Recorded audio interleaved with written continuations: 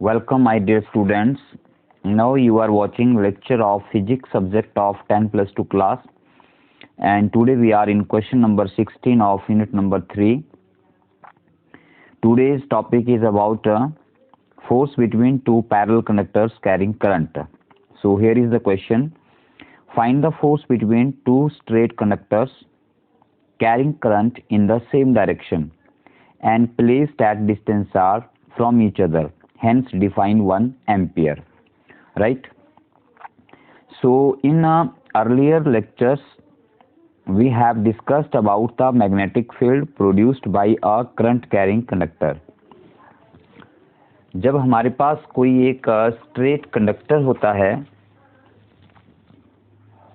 और उसमें current I flow करता है, लेट अस से इन अपवर्ड डायरेक्शन, तो उसके अराउंड मैग्नेटिक फील्ड प्रोड्यूस होती है, circular magnetic field in the form of concentric rings, और direction right hand palm rule से हम इसकी डायरेक्शन ले सकते हैं.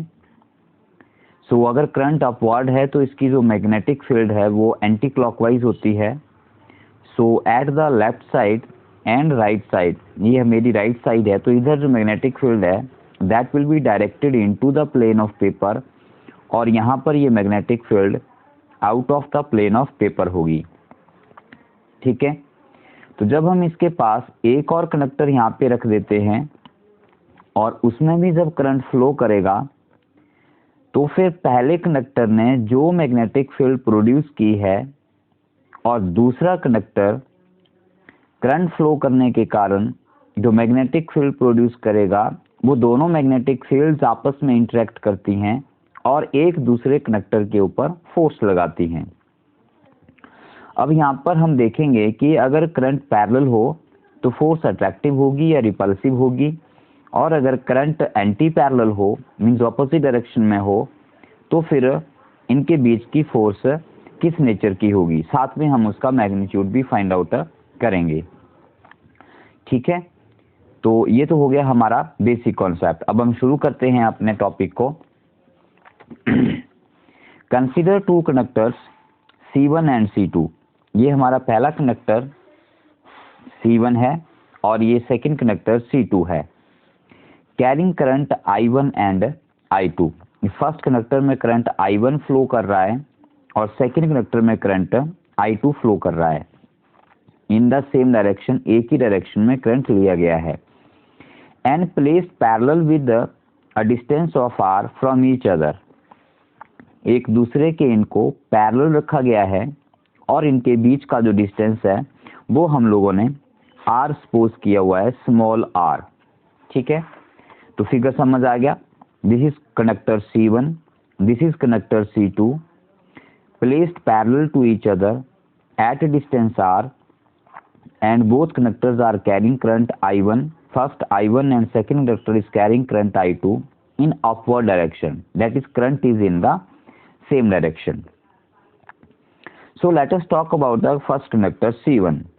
अब ये जो हमारा पहला कंडक्टर C1 होगा बच्चों, वो अपने around anti clockwise magnetic field produce करेगा, जो मैंने अभी आपको बताया. ठीक है.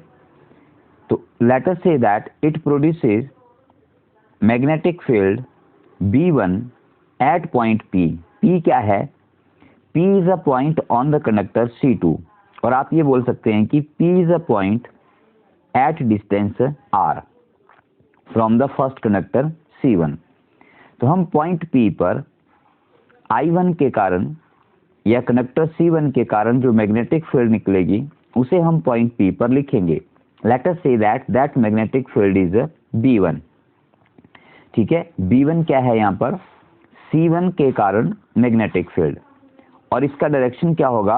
अभी मैंने शुरू में बताया आपको थोड़ी देर पहले कि इसकी direction directed into the plane of paper होगी. ठीक है.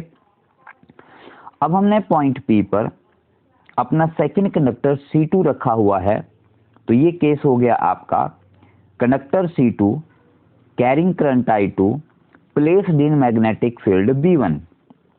ठीक है. अगर आपको याद है तो हमने पीछे कुछ 3-4 क्वेश्चन पहले हमने एक टॉपिक किया था कि force experienced bye a conductor placed in external field. ठीक है, जब किसी कंडक्टर को एक्सटर्नल फील्ड में हम रखते हैं तो उसके ऊपर फोर्स लगती है, और वो हमने फॉर्मूला निकाला था IL vector cross B vector. ठीक है, I कंडक्टर में करंट होता है, L उसकी लेंथ होती है, और B मैग्नेटिक फील्ड है जिसमें कंडक्टर को रखा गया है। तो ये सेम वही केस यहाँ पर बन रहा है, इसको समझने की कोशिश कीजिए।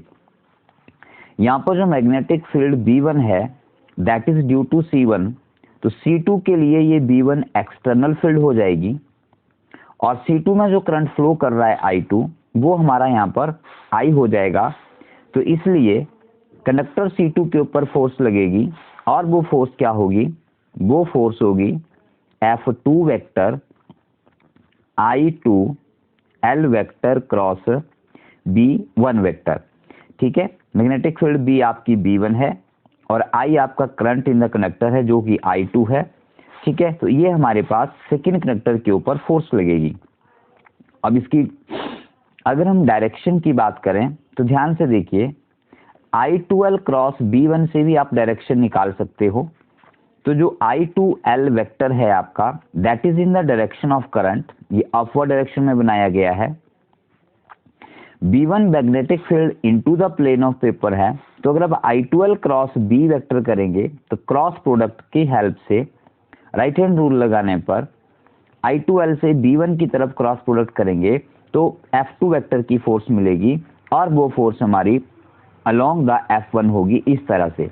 ठीक है, तो आप यहाँ पर डायरेक्शन F1 इस तरह से लिख सकते, F2 direction of force F2 इस तरह से बना सकते हो, जो कि मैंने यहाँ पर सेपरेट आपको बना के दिखाई है। ठीक है, अब यहाँ पर हमें B1 का वैल्यू क्या होगा वो हम लिख सकते हैं डायरेक्टली। हमने पढ़ा है कि अगर स्ट्रेट कंडक्टर से r डिस्टेंस पर मैग्नेटिक फील्ड निकालनी हो तो उसका फॉर्मूला होता है mu naught upon 4 pi 2I upon r, ये फॉर्मूला होता है। ठीक है, तो यहाँ पर हमारा magnetic field B1 due to conductor C1 having current I1 at distance r क्या हो जाएगा आपका, यहाँ पर ये बन जाएगा बच्चों magnetic field B1 is equal to mu naught upon 4 pi 2I1 upon r। ठीक है, इस वैल्यू को हम B1 की इस वैल्यू को हम यहाँ पे पुट कर सकते हैं, इसमें सब्स्टिट्यूट करेंगे तो हमें क्या मिलेगा, देखिए ये हो गया यहाँ तक। Then magnetic field at point P due to conductor C1 carrying current I1 is given by B1 vector is equal to mu naught upon 4 pi 2I1 upon r। अभी बताया मैंने आपको, this magnetic field B at point P is perpendicular to the conductor C2 and directed into the plane of paper. अभी समझाया मैंने आपको। Now the conductor C2 can be assumed to be placed as a conductor carrying current I2, बिल्कुल वही लिखा है बच्चों जो मैं आपको समझा चुका हूं। तो यहाँ पर जो फोर्स है आपकी F2 vector is equal to I2 into L vector cross B1 vector आ जाती है। ठीक है, अब I2L1 और B1 में एंगल क्या होगा, बहुत सिंपल है, जो I2 है और I2L वेक्टर है और B1 वेक्टर है वो दोनों एक दूसरे के परपेंडिकुलर होंगे, क्योंकि I2 अपवर्ड है और जो आपका B1 है वो into the plane of paper है, तो इन दोनों के बीच में जो एंगल है वो 90 डिग्री आएगा। और क्रॉस प्रोडक्ट जब ओपन होता है, क्रॉस प्रोडक्ट को जब एक्सपेंड करते हैं तो हमारे पास यहाँ पे साइन एंगल आता है, और एंगल यहाँ पर 90 डिग्री है, तो साइन ऑफ 90 डिग्री 1 होता है। तो आपके पास फोर्स F2 आ गई I2LB1, क्या आ गई फोर्स बच्चों, I2LB1। Therefore force experienced by unit length of the conductor C2। अब ये तो टोटल कंडक्टर के ऊपर थी, अगर हम इसका यूनिट लेंथ निकालना चाहें, force on unit length that is force divide by L, इसे हम कहेंगे फोर्स पर यूनिट लेंथ कह सकते हैं या फोर्स ऑन यूनिट लेंथ। तो वो क्या हो जाएगी, F2 is equal to I2 into 1, हम L का वैल्यू यहाँ पर 1 कर देंगे, यूनिट मीन्स 1, तो I2 is equal to I2 into 1 into B1, I2 into 1 यहाँ से एब्जॉर्ब हो जाएगा इसमें, और B1 का वैल्यू हम यहाँ से ले लेंगे mu naught upon 4 pi 2I1 upon r, इसे हम सब्स्टिट्यूट कर देते हैं यहाँ पर, तो ये बन जाता है आपका F2 is equal to mu naught upon 4 pi I1 into I2 upon R। अब अगर हम यहाँ पर फ्लेमिंग लेफ्ट हैंड रूल लगाते हैं, then the direction of F2 vector experienced by conductor C2 is towards the conductor C1। Direction में पहले भी बता चुका हूँ, राइट हैंड रूल प्रोडक्ट का जो लगाया आपने क्रॉस प्रोडक्ट का, उससे भी हमारी डायरेक्शन जो है वो F1 की तरफ आई है। और यहाँ पर एक फ्लेमिंग लेफ्ट हैंड रूल भी लगता है, उसका एक सेपरेट वीडियो है, उसे आप जाकर देख सकते हो कि फ्लेमिंग लेफ्ट हैंड रूल क्या होता है। ठीक है, तो उसके अकॉर्डिंग जो फोर्स की डायरेक्शन है यहाँ पर वो आपकी F1 वेक्टर की तरफ आएगी। दैट मीन्स F2 पर जो फोर्स लग रही है वो आपकी C1 कनेक्टर की तरफ लग रही है, मतलब F2 को मतलब C2 को अट्रैक्ट किया जा रहा है C1 के द्वारा। Applying Fleming left hand rule, the direction of the force F2 vector experienced by conductor C2 is towards the conductor C1. Similarly, force per unit length experienced by conductor C1 carrying current I1 is given by। इसी तरह से आप लोग second case को solve कर सकते हो बच्चों। यहाँ पर हम C2 में करंट I2 फ्लो कर रहा है, तो इसकी मैग्नेटिक फील्ड B2 सपोज कर लेते हैं। तो यहाँ पर जो मैग्नेटिक फील्ड B2 है लेफ्ट साइड पर, वो आपकी out of the plane of paper होगी। तो ये मैंने यहाँ पर शो किया है, ये आपका यहाँ पर I1 L1 वेक्टर हो जाएगा, ये आपका B2 out of the plane of paper मतलब ऊपर की तरफ आ रही है। तो इन दोनों का जब क्रॉस प्रोडक्ट निकालेंगे तो F1 की डायरेक्शन आपकी राइट साइड को जाएगी, तो ये आपकी डायरेक्शन F1 वेक्टर की हो जाएगी। ठीक है, तो एक्सप्रेशन कैसे ड्राइव करना है, सेम जैसे हमने पीछे F2 के लिए किया वैसे F1 के लिए चेंज करेंगे और सिंपली आप इन टर्म्स को इंटरचेंज कर देंगे। देखो μ0/4π सेम वही रहेगा, 2 को कोई फर्क नहीं पड़ेगा। I1 I2 है, इसको I2 इंटू I1 लिखो या I1 इंटू I2 लिखो, it is the product of the currents, तो डजेंट मैटर, तो इसको आप एज इट इज लिख सकते हो। R यहाँ पर डिस्टेंस बिटवीन द कंडक्टर्स है, दोनों कंडक्टर के लिए सेम रहेगा, तो आप यहाँ पर R लिख सकते हो। अब इस पे भी आप फ्लेमिंग लेफ्ट हैंड रूल लगाएंगे तो आप F1 वेक्टर की डायरेक्शन फाइंड आउट कर सकेंगे और उस डायरेक्शन को आप देखेंगे कि that is towards the C2, मतलब F1 वेक्टर C1 पर फोर्स लग रही है और वो C2 की तरफ लग रही है। तो आपने क्या देखा कि फर्स्ट केस में C2 पर जो फोर्स लग रही है वो C1 की तरफ है और सेकंड केस में C1 पर जो फोर्स लग रही है वो C2 की तरफ है। इसका मतलब दोनों कनेक्टर एक दूसरे की तरफ अट्रैक्ट हो रहे हैं। Therefore, from above, we conclude that F1 vector and F2 vector are equal and opposite। आप मैग्नीट्यूड में इनको देखें तो दोनों सेम आते हैं, लेकिन डायरेक्शन दोनों की ऑपोजिट आती है, तो इसे हम इक्वल एंड ऑपोजिट बोल सकते हैं। That is two parallel conductors carrying current in the same direction attract each other. Similarly, on the other hand, it can be easily shown that if two parallel conductors carrying current in the opposite direction, they will repel each other। अगर आप यहाँ पर currents की direction interchange कर देंगे किसी एक conductor में, मतलब एक में करंट ऊपर जा रहा है दूसरे में नीचे आ रहा है, तो अगर आप ये सारा प्रोसेस फॉलो करेंगे तो आप पाएंगे कि जो फोर्सेस की डायरेक्शन है that will be away from the conductors, मतलब एक दूसरे को रिपेल करेंगे। ठीक है, तो इस पॉइंट को अपने दिमाग में अच्छे से बिठा लीजिए कि अगर करंट सेम डायरेक्शन में हो तो कंडक्टर एक दूसरे को अट्रैक्ट करते हैं, और अगर करंट ऑपोजिट डायरेक्शन में हो, मतलब एक में अपवर्ड जा रहा है दूसरे में डाउनवर्ड आ रहा है, तो फिर वो एक दूसरे को रिपेल करेंगे।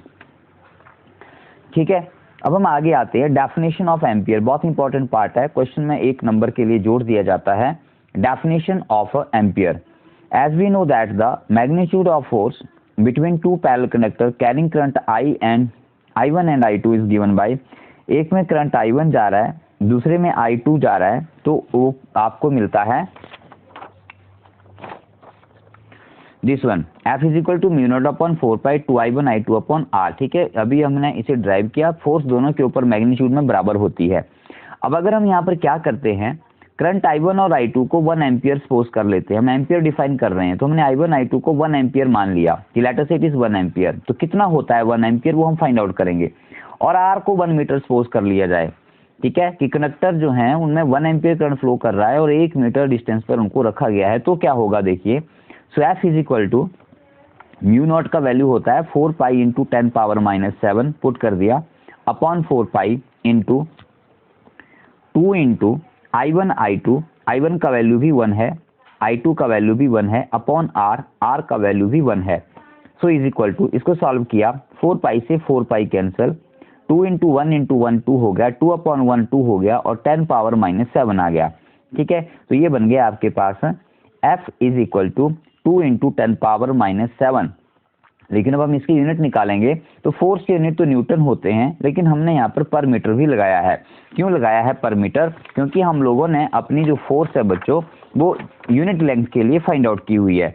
यहाँ पर देख रहे हैं आप लोग, therefore force experienced by the unit length of the conductor, unit length of the conductor means force divide by length या फिर L इज इक्वल टू 1। तो उस केस में हम लोग यहाँ पर जो यूनिट आपकी जो फोर्स आपने निकाली है वो पर मीटर हो जाएगी।